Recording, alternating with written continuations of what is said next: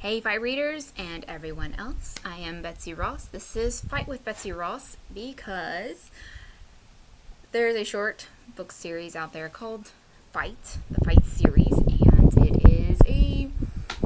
is kind of like a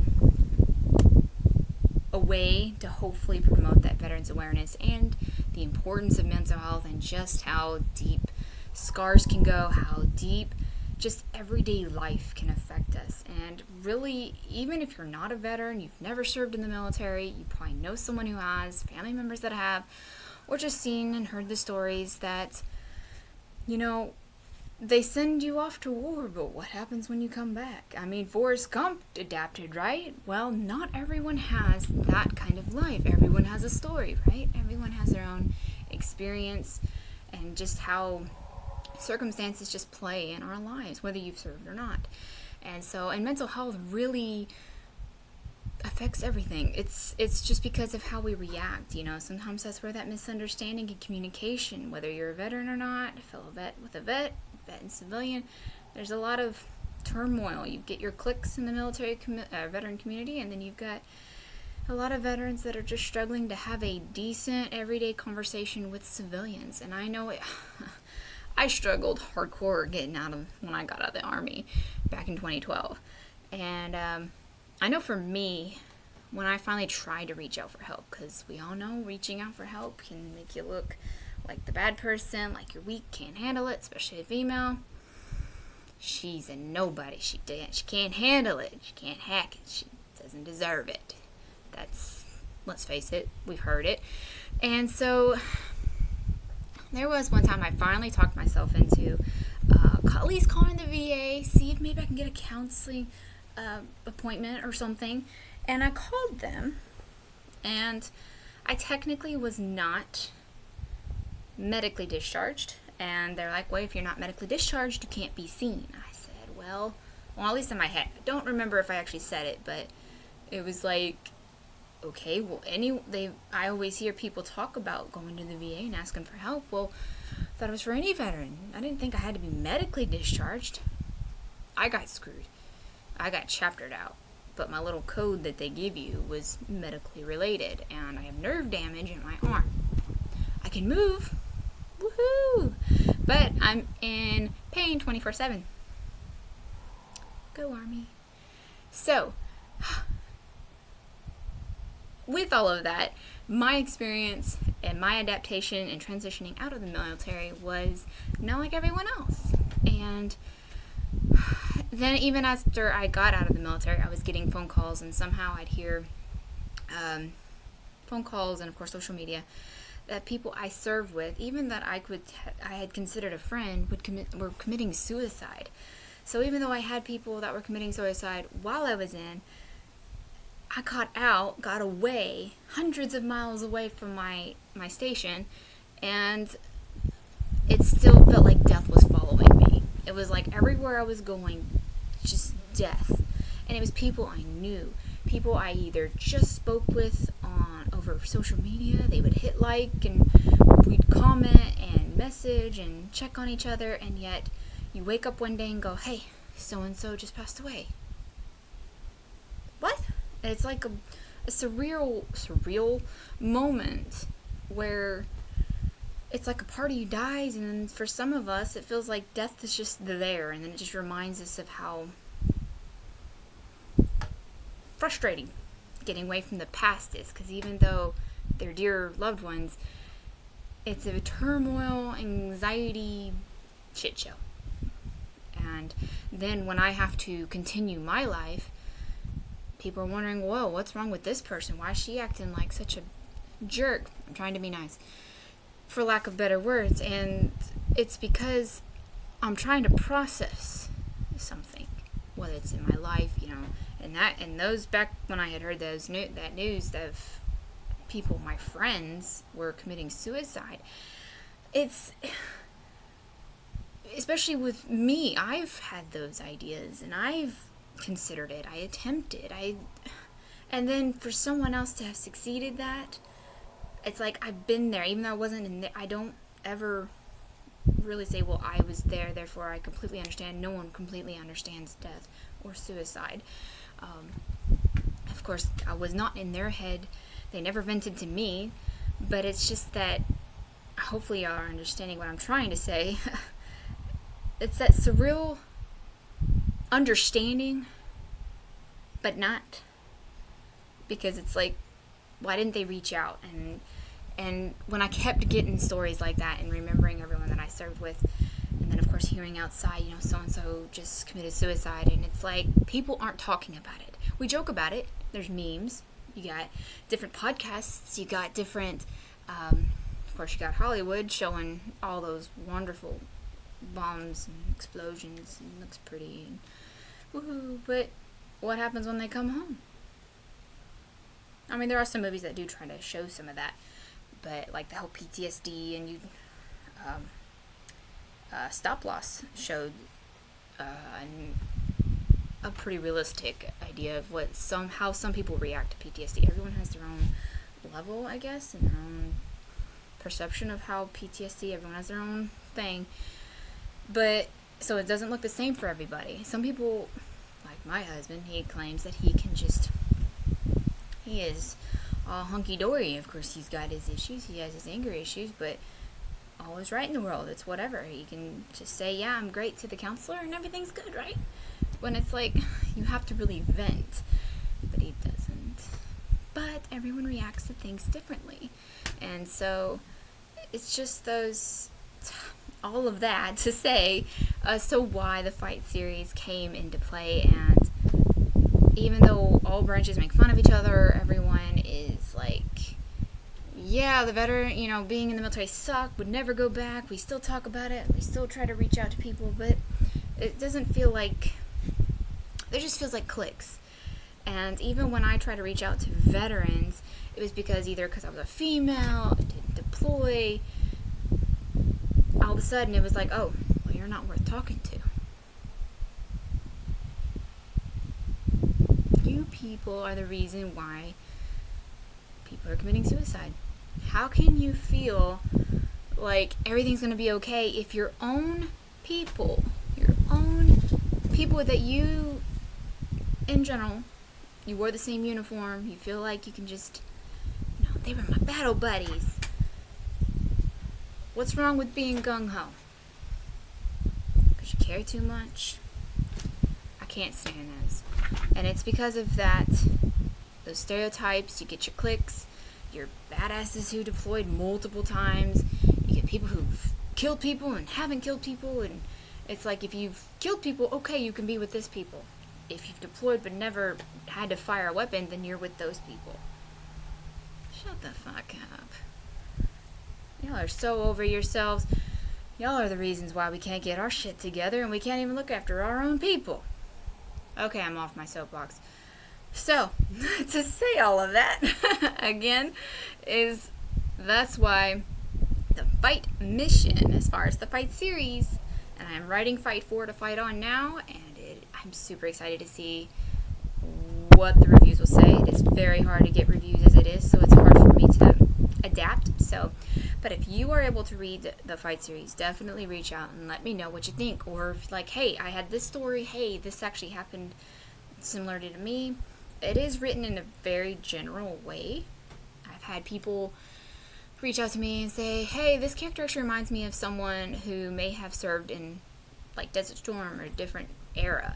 And I'm like, well, if that's how it depicts to you, then great, then it all works out. I purposefully wrote the entire series in a very generalized way. If you like detail, fight series is probably not for you, because I didn't write too much detail as far as what the characters see. I mean, there's obviously some description words, but it's not like absolute detail. You can see every fine line. It's nothing like that. It was purposely like that so that anyone who read it could relate to either the thoughts, the emotions, or like general scenes.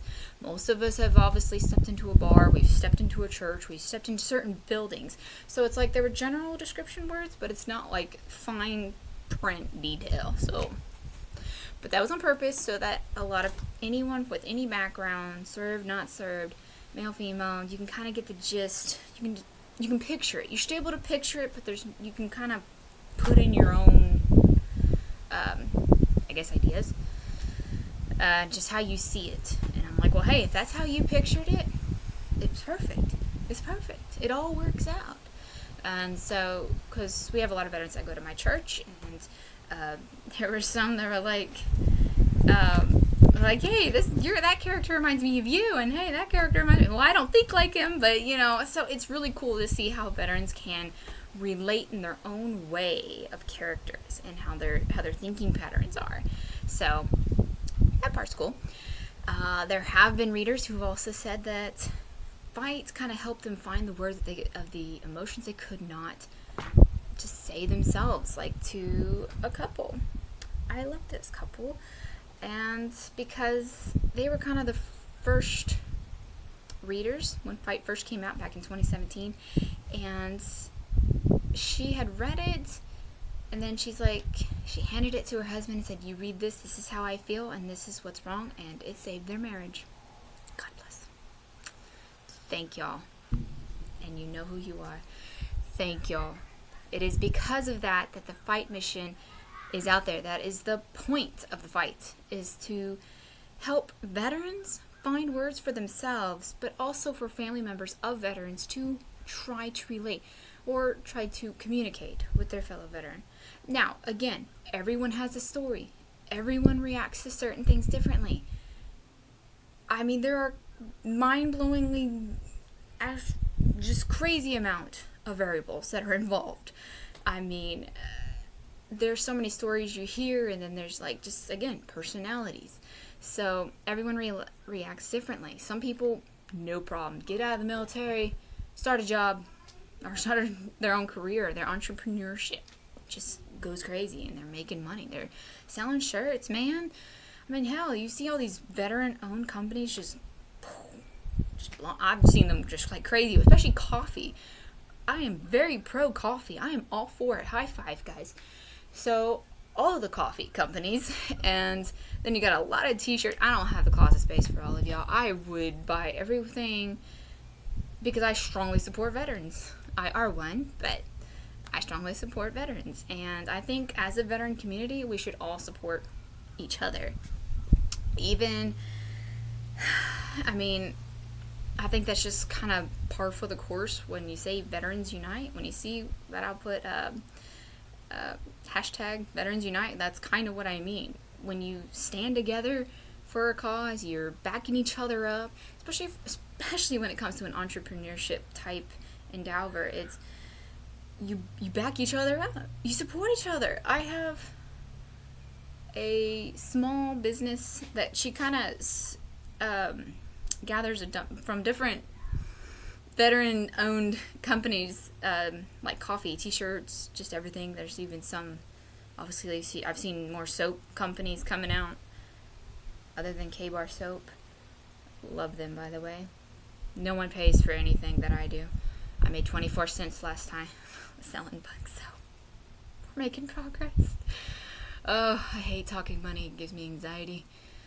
But yeah, I don't do this for the money. No one pays for anything. But I do strongly advise supporting one another.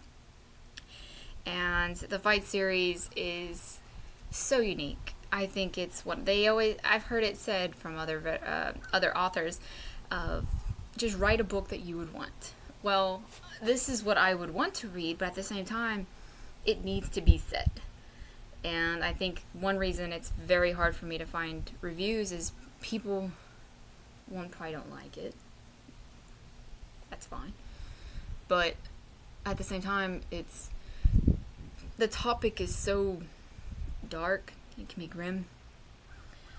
But unless you're in a situation where you're trying to understand veterans and understand a particular individual and trying to get inside their head, I don't know. I get the vibe that Fight is just not everyone's cup of tea, and that's fantastic. It is fiction, but it's realistic fiction, and I get the vibe from a lot of the veterans in the veteran community that who wants to read something realistic when they can't even get out of their own heads? Why would they want to be in someone else's head?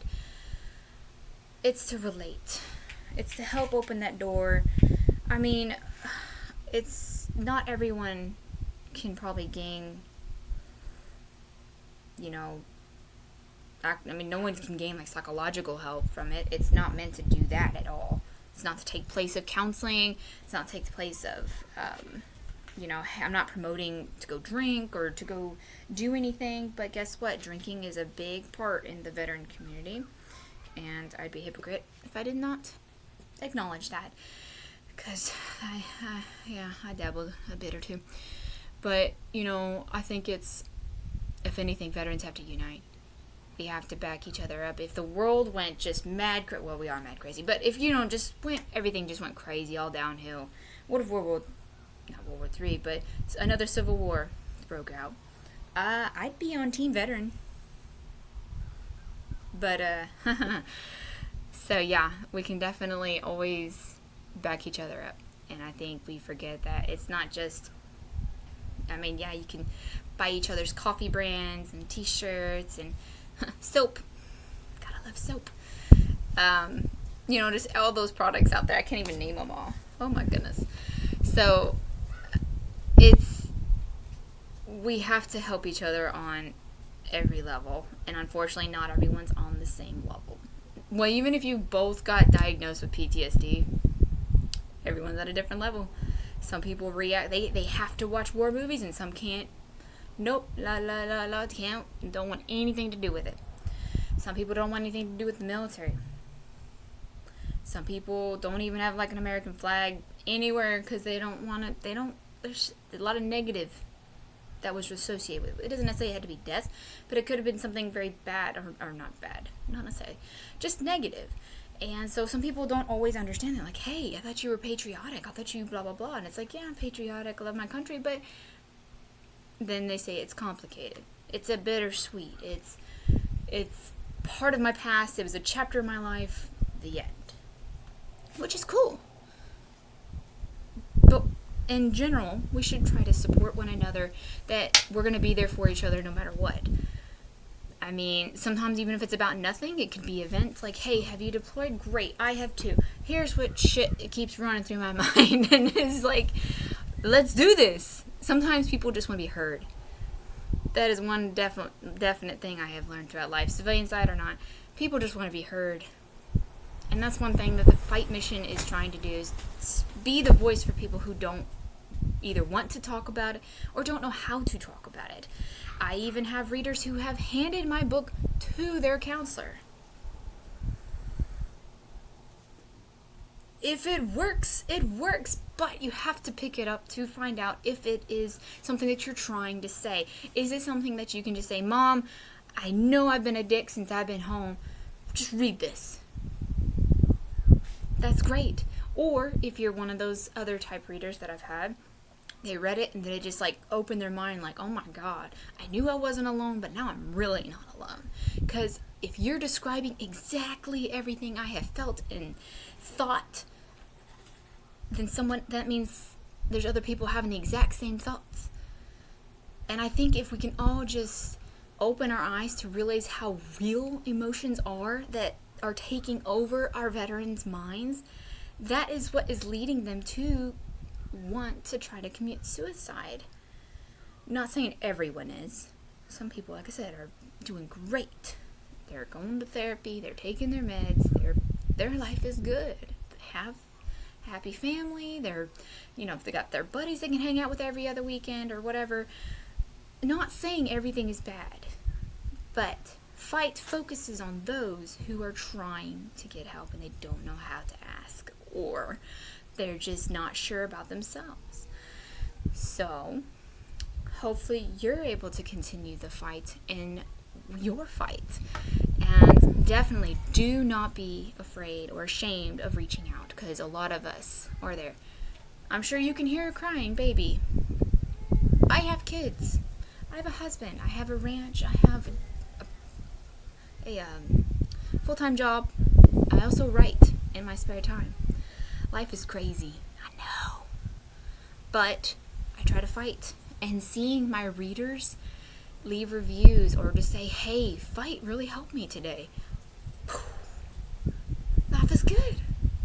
Life is good when you are able to help other people. So, one good deed is never ever wasted. So if you are like, well, I would love to help people, how can I do that? Just one small thing. It doesn't have to be money related. It doesn't have to be anything grand. Sometimes some people just want to be acknowledged, heard. I mean, it's amazing what you will learn from other people who just had either just pent up emotion. It doesn't have to be anger or anything, but just start venting about certain things. And I'm like, that's awesome. If you need someone to be, to be listening, why not me? Let's do it. Because life is good. Life sucks at times. There's some days where I'm like, why did I even get out of bed? But then I have children. And I tried to be on the other side of depression where I can still get out of bed. Because I know, fortunately, during my dark stage, it was before I had kids. I still have my depression, even after having kids. But there was a very dark time, and I'm trying to get over that. And I know Fight has helped me vent some of that emotion. And I'm hoping that it will still continue to reach vets who want to be heard, who need to be heard, and never be ashamed of your story. We all have guilt. Small guilt, big guilt, things we wish we'd never done. But there is no shame in serving your country. I know that sounds very cliche, but there isn't. There's no shame in being you. There's no shame in just you being you. If you're on the civilian side and you're just trying to adapt, just take small steps. Count at least 3 good things that happen in your day, every day. And it can be anything. I don't know, find $1 on the ground.